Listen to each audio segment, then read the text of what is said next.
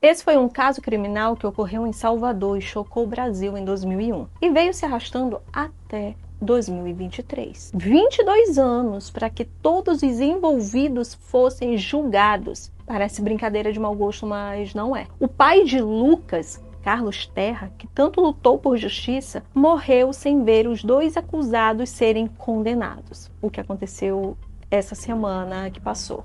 Temos muito a aprender com esse crime hediondo. Se isso faz sentido para você, te peço que dê um like no vídeo, te inscreve, ativa o sininho para que receba as notificações e encaminha para quem você quer que fique alerta. E se quiser, claro, me siga nas outras redes sociais. Vamos ao vídeo. Lucas Terra tinha 14 anos, nasceu no dia 19 de outubro de 1986, na cidade de Salvador, Bahia. Filho de Carlos e Marion Terra, ele era o caçula de 3 irmãos. Ele era um filho extremamente obediente. Inclusive, o nome do livro escrito pela mãe é Traído pela Obediência. No livro e em reportagens, há relatos dos pais sobre o quanto ele era gentil, amoroso, educado, carismático e obediente. Em um blog que o pai de Lucas criou para manter o histórico do caso, ele escreveu: Lucas tinha um coração puro, voltado para Deus, impressionava a todos pela transparente seriedade do seu comportamento e de sua vida.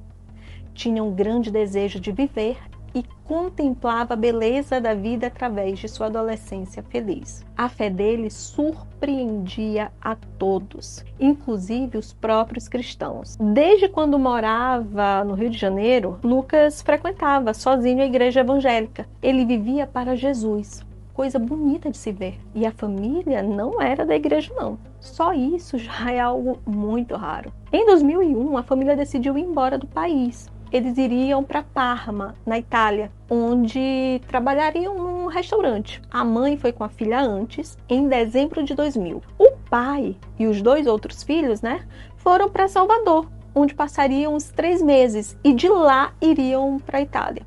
No dia 5 de janeiro de 2001, por volta das 8 horas da manhã, eles saem do Rio de Janeiro com destino à Bahia. Os 3 se hospedaram na casa do irmão de Carlos, Dom Gervásio. Eles ficaram em família. Dom Gervásio era casado, tinha 5 filhos. E assim que eles chegaram em Salvador, a primeira coisa que Lucas fez foi atrás de uma igreja evangélica para frequentar. E ele encontrou bem próximo a casa do tio, da Igreja Universal. Ao chegar na igreja, ele conheceu o pastor Silvio Roberto Galiza, que tinha 21 anos. Ele era pastor auxiliar na igreja e, segundo relatos de testemunhas, ele já havia sido transferido de outras igrejas por apresentar comportamento inadequado com jovens, se é que me entendem. Inclusive, há relatos que ele foi abusado quando criança por padres. Uma coisa puxa a outra, A fama do pastor na igreja não era das melhores. Ele tinha o apelido de o secretário do diabo. Silvio bateu o olho no Lucas e rapidamente se aproximou dele e o nomeou como seu assistente informal. Virou uma obsessão, não parou aí. Silvio desenvolveu realmente, uma obsessão pelo Lucas e começou a controlar a vida adolescente. Inclusive se incomodava com as amizades que o jovem fazia. O pastor proibia Lucas de se aproximar de outras pessoas e não permitia que ele tivesse uma namorada ou se relacionasse com garotas. Em fevereiro de 2001, Lucas se apaixonou por uma jovem da igreja. Normal, E infelizmente, Lucas não percebeu o que estava acontecendo. Continuou sob a influência desse homem. O pastor começou a dar sinais mais sérios. No final do mês de fevereiro, o Silvio Galiza chamou o Lucas e mais um outro adolescente para trabalharem no período da noite na igreja. E disse para eles irem dormir na igreja, O pai relata que não viu problema nisso. Afinal, o Lucas amava passar o tempo lá e acreditava que era o local mais seguro possível. Sabe como é que é, O mal pode se manifestar em qualquer lugar, até mesmo dentro de uma igreja. O que ocorreu ali foi, no mínimo, estranho. Durante a hora de dormir, o pastor direcionou o outro jovem para dormir em um banco da igreja, fornecendo apenas um travesseiro.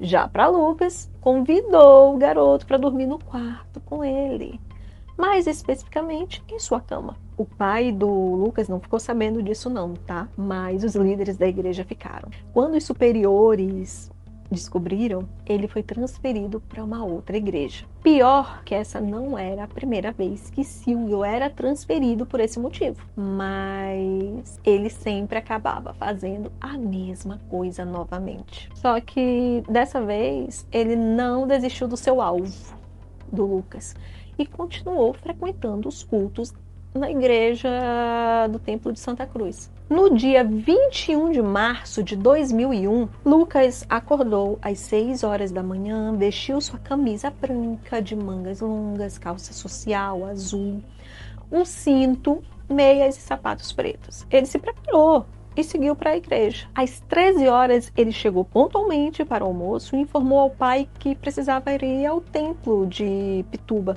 onde o pastor Fernando Aparecido da Silva o aguardava para conversar. Às 5 da tarde, ele retornou, tomou banho, trocou de camisa e saiu novamente às 5h30 para o culto, dando um beijo e um abraço no pai antes de sair. O pai não sabia que ali seria o último beijo e o último abraço do seu filho. Após o culto, Lucas estava ali com a namorada dele, os amigos, quando Silvio apareceu e não gostou do que viu. Ele interrompeu a conversa e pediu para que Lucas o acompanhasse até uma igreja na região do Rio Vermelho. Lucas, obediente como sempre, deixou seus amigos e namorado, desmarcou um outro compromisso que tinha com eles e seguiu com o pastor. O que seria tão importante para ele abandonar os seus planos? Mais tarde, se levantou que teria sido dito para o Lucas que ele receberia a gravata de obreiro que ele tanto sonhava. Lucas e o pastor Silvio foram de ônibus até o bairro de Rio Vermelho. Ao descerem,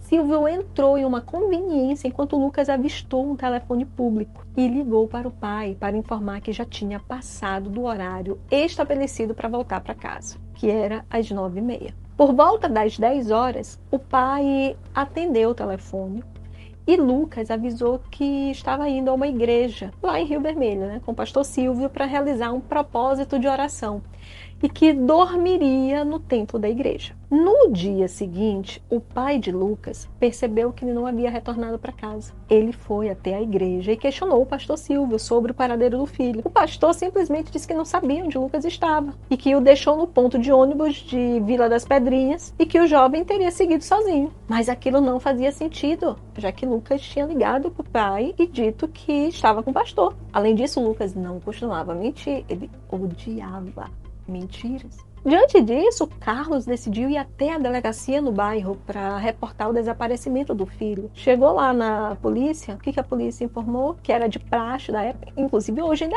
é, tá? Fica ligado. Precisava esperar pelo menos 48 horas para registrar a queixa, já que a lei de busca imediata de crianças e adolescentes desaparecidos só entrou em vigor a partir de 2005. O pai, então, decide começar a fazer as buscas por conta própria. Começou a procurar em hospitais, ficou de prontidão no templo de Santa Cruz. Quando foi no dia 23 de março, ele começou a procurar o pastor Silvio novamente. Só que nem precisou pressionar o pastor muito não, tá? E aí o pastor contou outra versão. Silvio falou que tinha deixado o Lucas na Ceasa do bairro Chapada do Rio Vermelho. Opa! Ele não tinha deixado o Lucas no ponto de ônibus? Nesse mesmo dia, um corpo carbonizado foi encontrado dentro de um caixote num terreno baldio, na Avenida Vasco da Gama. A polícia imediatamente não ligou esse corpo ao desaparecimento. O pai de Lucas ficou sabendo, foi até a região e obteve informações de que no dia anterior, em um horário entre 11h30 e meia-noite, uma perua do tipo Kombi com 3 homens estacionou no terreno e junto com essa Kombi tinha atrás uma moto com 2 homens. As testemunhas ali dizem que labaredas de fogo subiram e logo em seguida os homens fugiram do local em alta velocidade. Carlos já estava no seu limite. Até aquele momento ele tinha escondido da esposa o que estava acontecendo. Quando o Marion pedia para conversar com o filho, ele dizia que o garoto não estava em casa, que estava na igreja, Ele não aguentou, né, a pressão ali e falou para ela. E aí com isso ela pegou o primeiro avião com a filha e veio para o Brasil ajudar nas buscas, né, em tentar encontrar o Lucas. E o corpo que tinha sido encontrado dentro da caixa? Ele estava carbonizado, amarrado e amordaçado. Junto haviam páginas de publicações religiosas e uma substância inflamável que foi utilizada para queimar o corpo. Não sei se isso foi burrice ou eles esperavam que tudo virasse cinzas. Eu acredito que tenha sido essa segunda opção, mas não foi o que aconteceu. E aí está o que para mim é dedo de Deus, que muitos chamam de acaso. Quantos casos não são revelados assim? Coisas que não se esperava que acontecesse e acontecem. O caixote não queimou completamente. Além das revistas e o material utilizado para colocar fogo, o pano que amarrava e amordaçava o corpo era o mesmo da cortina da igreja que Lucas teria ido lá em Rio Vermelho. Mas faltava identificar aquele corpo. Em 2001, já havia DNA em algumas regiões do Brasil. Naquela época, extrair e sequenciar DNA de sangue não era algo tão rápido como hoje. Imagina, de osso e ainda mais carbonizado. Tinha-se que encontrar alguma área com a medula intacta, mas não foi preciso, não foi necessário. Os peritos encontraram nas roupas da vítima um tufo de cabelo com um bulbo, que é a região que tem o DNA nuclear. O cabelo poderia ser ou da vítima ou de um dos autores. Depois de 43 dias, o resultado saiu. Era do Lucas. O laudo do IML apontou que houve uma tentativa de asfixia, assim como também não tinham como afirmar se houve crime sexual. As investigações mostraram que o local onde o corpo foi encontrado era o terreno baldio que era usado por pessoas que agiam em nome da igreja para queimar os pedidos de orações da fogueira santa. O caso aconteceu em março e no mês de outubro do mesmo ano o inquérito foi concluído e Silvio Galiza foi acusado do jovem Lucas Terra, mas a polícia não pediu prisão do pastor. Eu sei que é difícil de entender e é repugnante, ainda mais porque sabemos que a polícia prende pessoas por bem menos. Age, mas não havia provas materiais de que foi o Silvio. Ok, não tinha.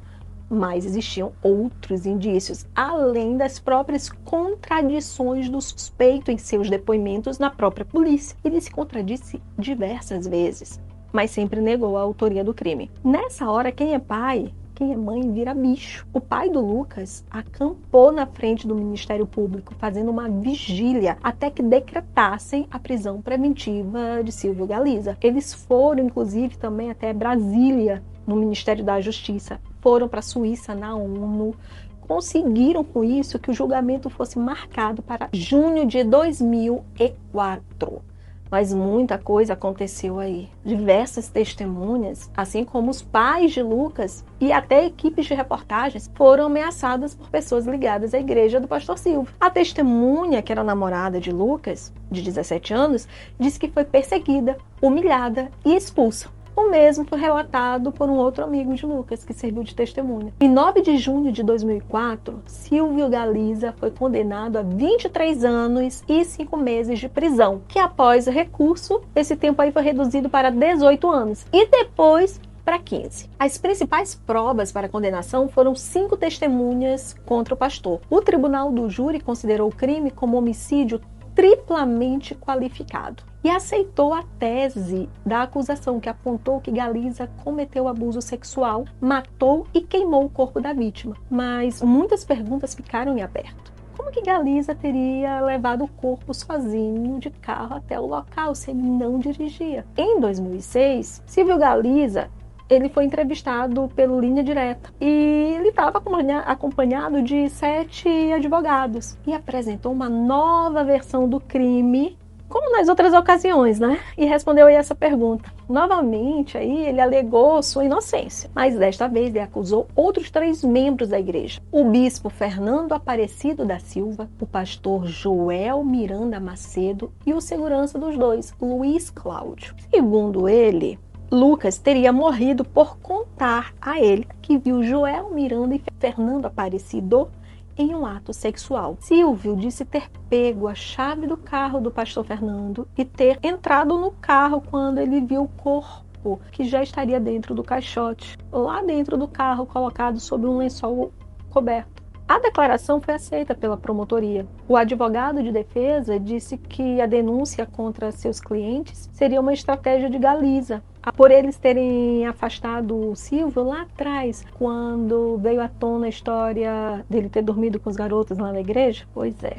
Em uma outra entrevista, Galiza disse que recebeu ameaças caso ele não guardasse segredo sobre o que havia acontecido ou deixasse que a culpa fosse jogada toda sobre ele. As ameaças também não iam somente para ele, mas para a família dele. Depois da denúncia, foi aberto em fevereiro de 2008 um processo contra Fernando Aparecido, que ficou preso após ter passado um tempo aí foragido, e também a Joel Miranda, que continuou também foragido. 18 meses após o início do processo, eles receberam um habeas corpus concedido pela primeira turma do Supremo Tribunal Federal, o STF.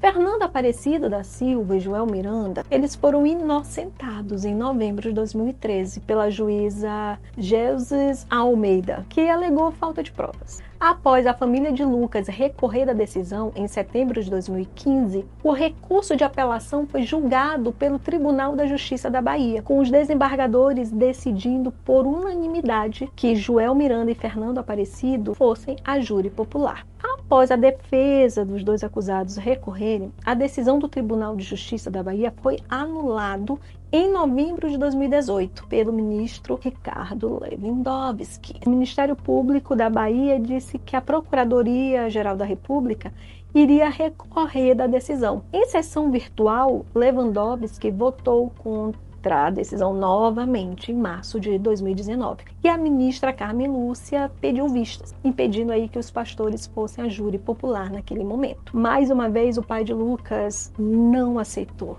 Ele foi incansável. Carlos Terra fez campanha pedindo julgamento pelo júri popular até o dia da sua morte, em fevereiro de 2019. Carlos sofria de depressão e faleceu em decorrência de uma parada cardiorrespiratória. Já os envolvidos não ficaram muito tempo detidos. Em 2008, Fernando foi preso só por alguns meses e depois foi solto e respondeu o processo em liberdade. Seguiu a vida normal. Continuou como pastor, tendo inclusive sido transferido para Minas Gerais. Joel continuou pastor da igreja, no bairro Rio Vermelho, e depois foi transferido para o Rio de Janeiro. Parece assim que é um padrão, da igreja, manter quem dá lucro, só tendo que transferir. No ano de 2012, a pena de Silvio Galiza passou a ser em regime aberto, com direito a sair do complexo penitenciário de segunda a sexta durante o dia. Silvio cumpriu aí 7 anos e já está em liberdade condicional desde 2012. Ele fez um curso de direito e continuou como pastor. Em setembro de 2019, o STF decidiu que os pastores da igreja iriam a júri popular. Por causa da pandemia, o tribunal de júri só veio ocorrer agora, em abril de 2023.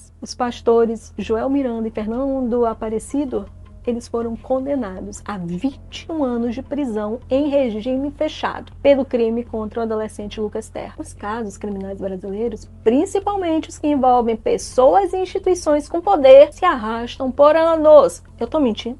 Podemos fazer algo em relação a isso? Sim, conhecimento e a nossa voz.